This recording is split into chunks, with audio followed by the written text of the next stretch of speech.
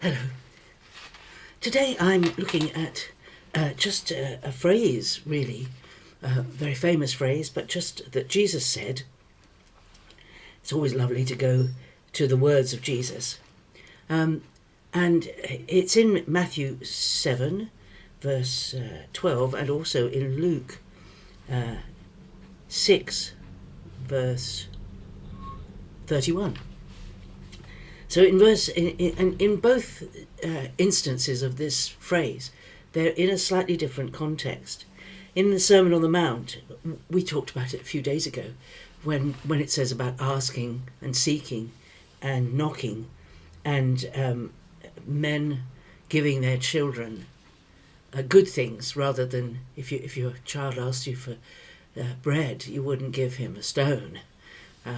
And God giving good gifts to those who ask him. But immediately afterwards, Jesus says, so whatever you wish that men would do to you, do so to them. For this is the law and the prophets. So just like if you went to your earthly father and you said, I'm hungry, can I have some bread? You would want your father to give to you what you need.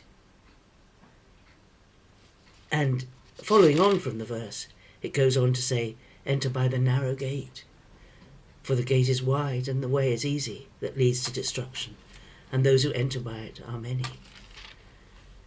It's not easy to work out sometimes what is God's will for your life. And there are some things that God does not put in neon lights in front of you.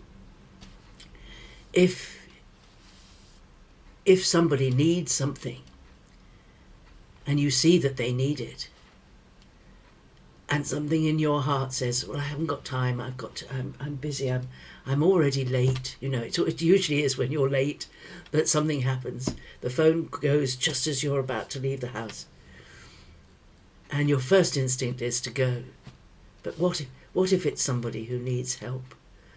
What if it is somebody who asks you for something? Well, Jesus' answer to that is, whatever you wish that men would do to you, do so to them. So you think about the other person and think, what would I like someone to do for me if I was in their situation? What would I hope that they would do for me? And that we should do that in return. But Jesus says, for this is the law and the prophets. Now, there's a huge amount in the law in the Old Testament, in Deuteronomy and in Exodus. Laws that we don't have to keep, but laws that are very good guidelines. There are lots of things like don't move your neighbour's boundary, don't get in the way of blind people, don't make sure that you put something around the edge of your roof so people don't fall off it and hurt themselves. Living our lives with other people in mind, out of consideration for other people. What would they like? What would I like someone to do for me if I was in their situation?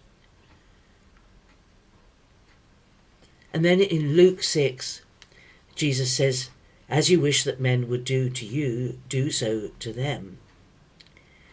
And that's in the middle of Jesus talking about loving your enemies, doing good to those who hate you.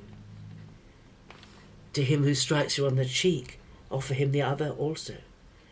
From him who takes away your coat, do not withhold your shirt. Give to everyone who begs from you, and of him who takes away your goods, do not ask them again. If you love those who love me, what credit is it to you?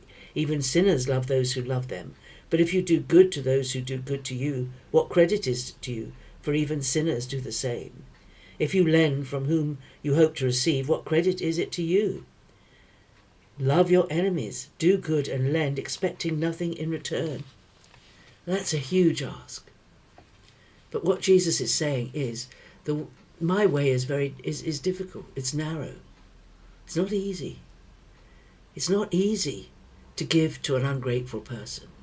It's not easy to give and give and give again.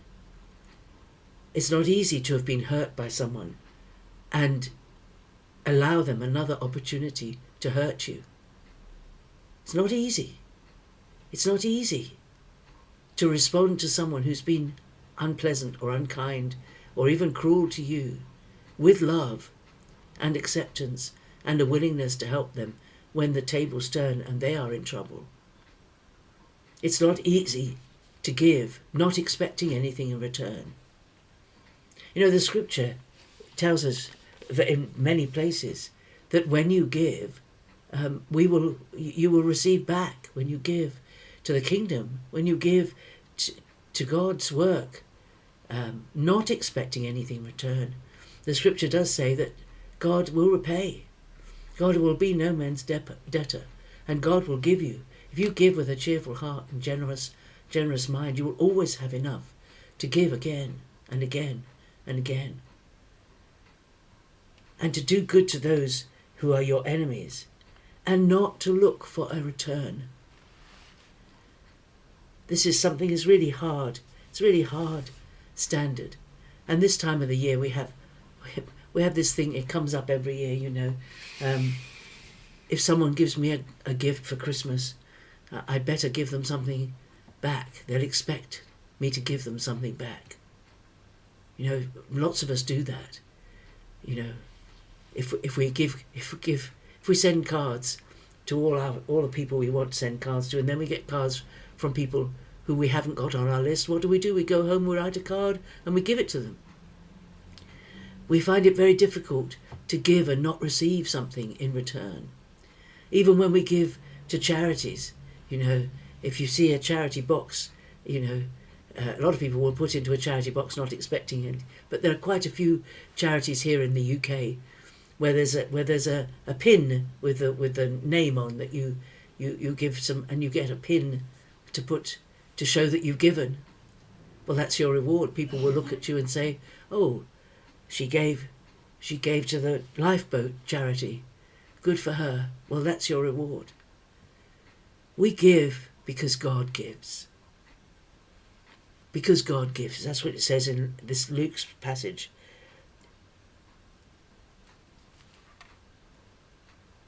Be merciful, even as your Father is merciful. Love your enemies, do good and lend, expecting nothing in return, and your reward will be great, and you'll be sons of the Most High, for he is kind to the ungrateful and the selfish. Be merciful, as your Father is merciful. God sets us a very high standard, and the way is narrow. The way is narrow. But our faith involves action. That's the thing that struck me when I was reading this. You know, when Jesus says, whatever you want people to do for you, do it for them.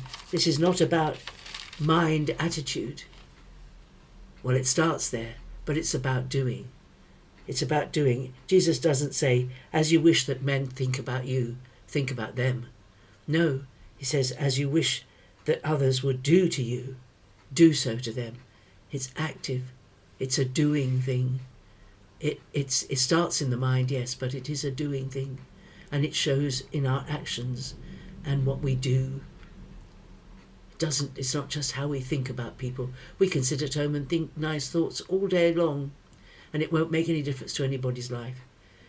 But when you think nice things, when you're blessed by something, or when you want to bless somebody, be practical, pray for them, and find an opportunity to give them something, an invitation perhaps for coffee, or something more practical if they're in a bigger need.